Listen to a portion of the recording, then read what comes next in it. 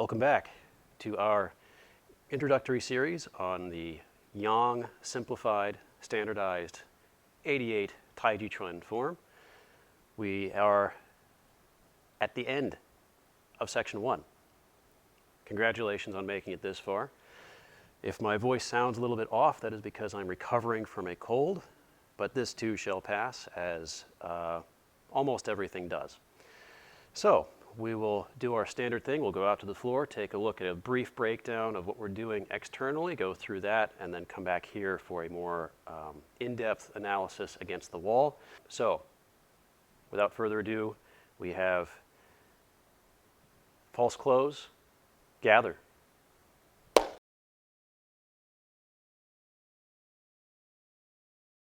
For this move, we will be starting in that position, oriented in that direction, and finishing about 270 degrees, a little bit less, in the opposite corner. So we'll begin from the ending of our last position, 6 ceiling, 4 closing here. And there's a lot of shifting and turning in this position. Shift, turn the foot in, our hands lift just a bit, and our elbows expand outwards. Shift, turn here. Now we begin our gather. Drop, hands drop, collect, shift to the back foot, all the way. Turn, turn, begin, brush knee, basically. This move is not called brush knee, but you can obviously see brush knee is in there. Things to take account of when we are shifting and turning is we want to make sure our knees stay over our toes. We say that in every move that we're turning our feet with, but especially for this particular move, because there's a lot of shift, turn here. Now here stays over the toe. Shift, turn here. Drop and gather, shift back, turn, stays over our toes, and continue on for that next piece. This is actually sort of halfway between two different moves. The gather and false close is one move, and then in order to not end in an awkward place, I'm actually ending halfway through carry tiger to mountain, but that won't be in this piece. That'll be in the next video. So you can see most of this movement is shifting back and forth. We've got one step thrown in there, which is cool, a step in the opposite direction, and a lot of shifting back and forth as we turn the directions of our toes and legs in order to accommodate our new position. Main things to look at externally as you do this, as mentioned before, is make sure when you are pivoting your toes, your feet, that your toes and your knees stay in line with each other. You don't want to have knees wobbling off of that shin line, that shin axis there, because that can lead eventually to knee damage. We've discussed this in a previous piece.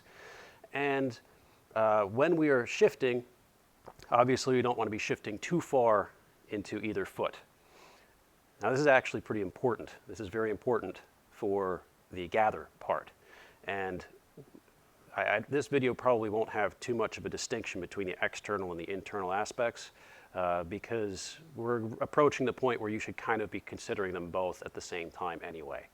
So here, if we are shifting into our right foot after we've turned and we are gathering over the right foot, that gather is driven by the core, as it always is. But in this case, what we're talking about is dropping.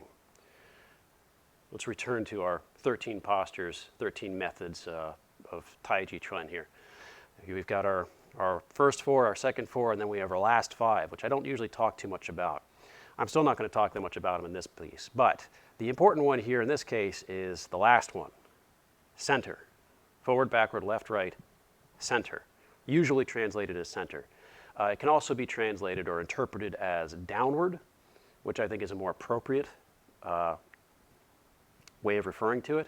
Gather is a perfect representation of downward, because downward does not necessarily mean just externally moving our hands downward, or as evidenced out there, just taking a squat. You know, our knees will adjust, our body can and usually will change levels from higher to lower when we're acting out this downward principle.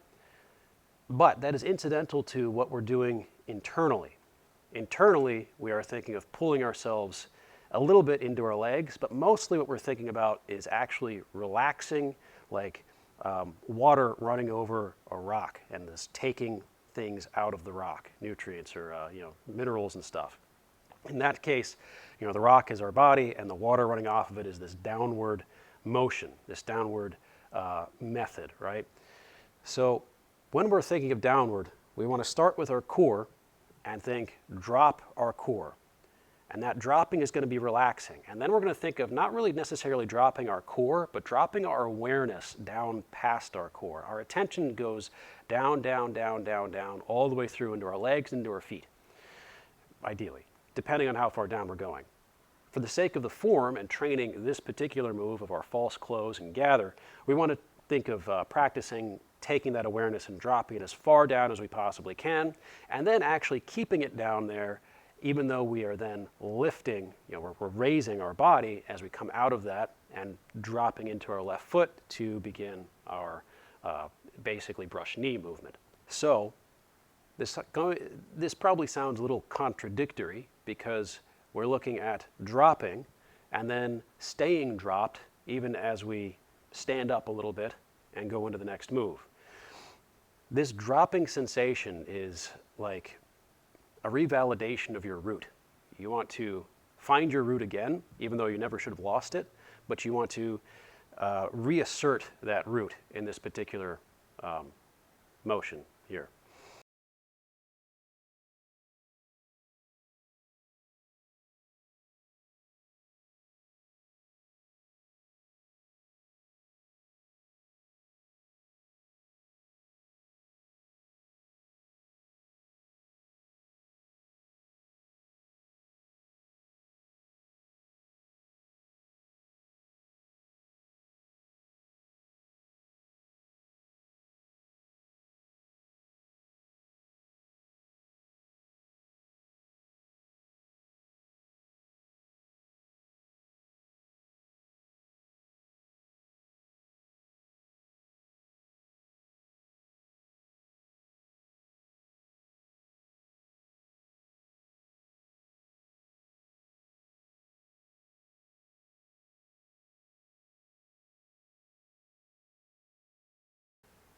This downward motion is going to help stabilize you as you drop into the gather.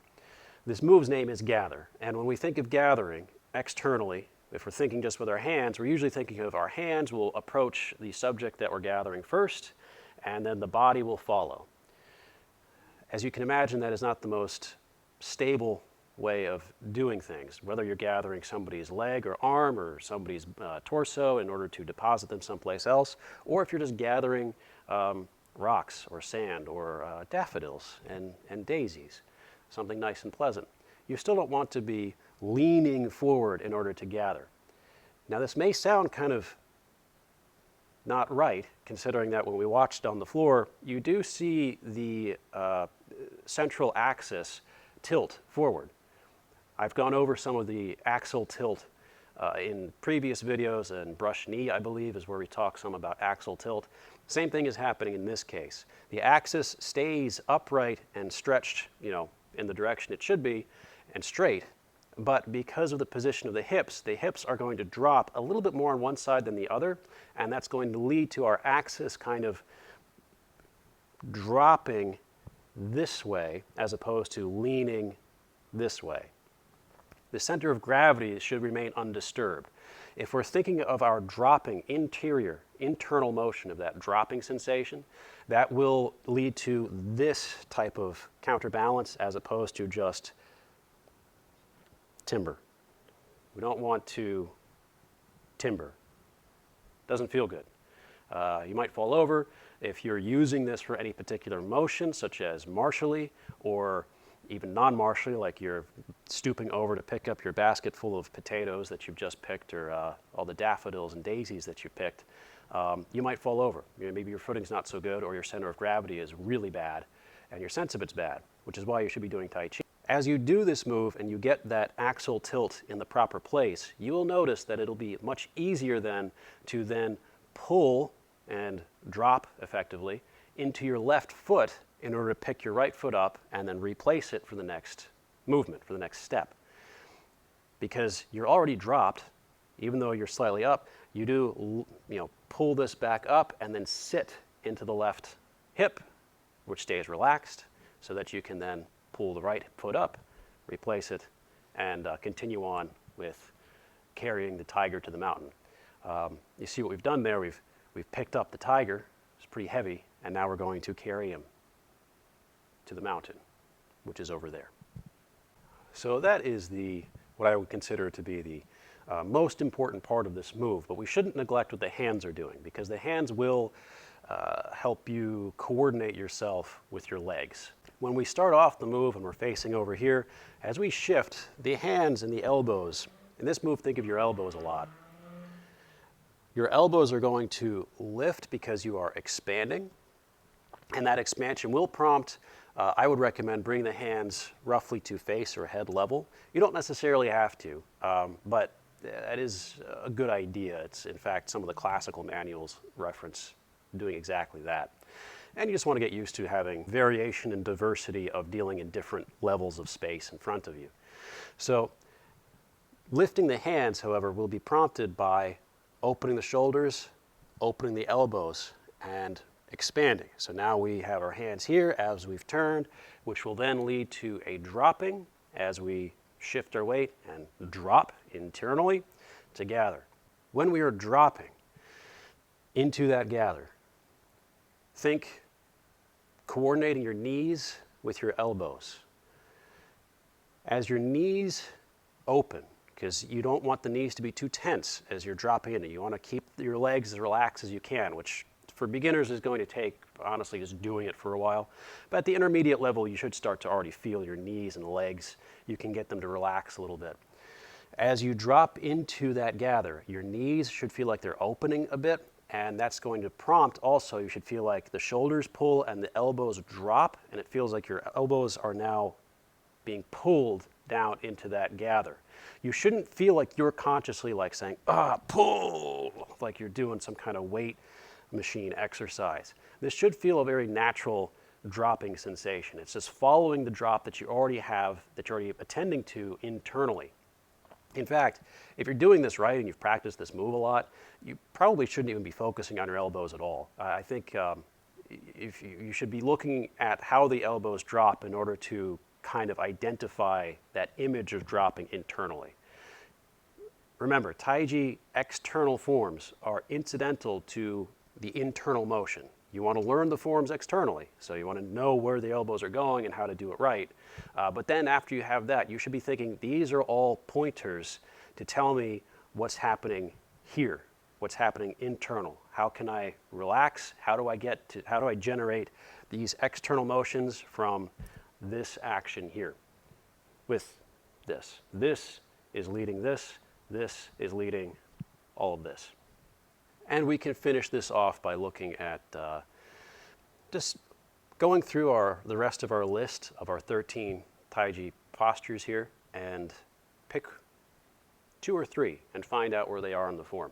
I'm going to leave you to do that, but I will tell you, we'll look at press. We'll just look at one, and you can look at some others and see if they're there and what they're doing if they're there. Press, very obvious in this posture, I hope by now you can see the press.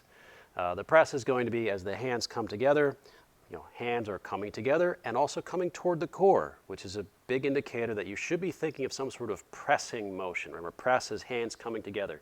In this case, the hands are coming together and toward the core, but they're also coming together towards each other. They don't quite totally meet each other. They kind of do, actually, because you can come up and actually get to this position. That is fine. But they're not, once they're here, they're not really pressing against each other there. Now in this case, they're actually sort of compressing toward your core just a little bit.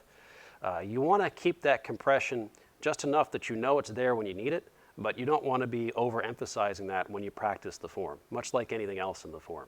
It's always kind of a bit of a moderation of how you're balancing different ways of training when you're doing the form.